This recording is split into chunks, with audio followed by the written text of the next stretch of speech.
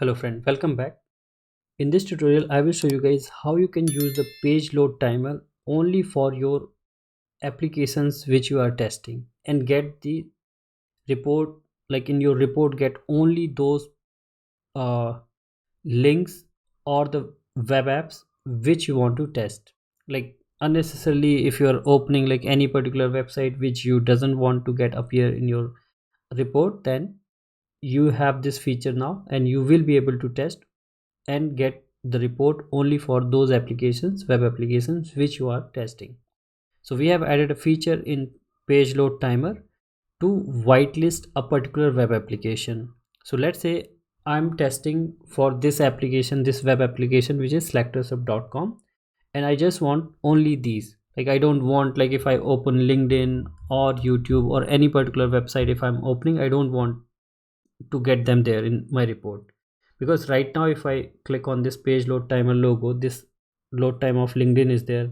If I will open the report, I can see that LinkedIn feed is there and all those links whichever I have opened, it is showing all of them, but I don't want. Okay, so how can I get them?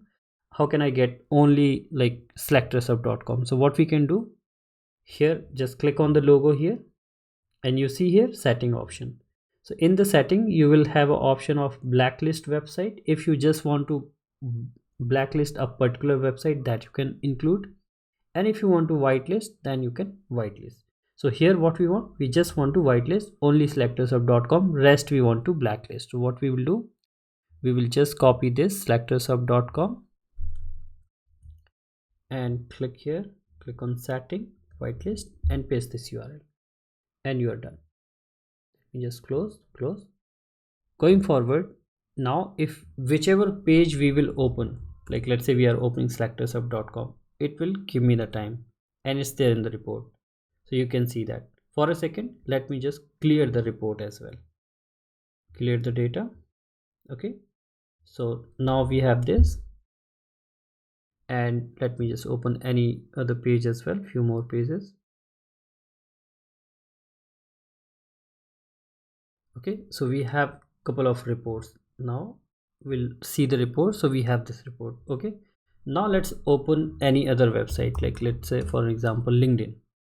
We don't want to test or to get the time of this particular website. So you see that there, it's not showing. If you will, even if you will click, it will just show you that settings option and it will show you that whitelist website selectorsHub.com. So from here you will understand, okay, right now I just want to use this particular tool for selectorsHub.com. If you want whitelist, if you want for this, so you, in that case you will have to remove, or you want to add this particular website link as well. Okay, so now if you open any website, it will not get the load time for that particular website and it will not appear in your report. Whenever you will open your application, only that time it will, like only this particular website link for this particular web app, it will work and it will add the time for that in your report.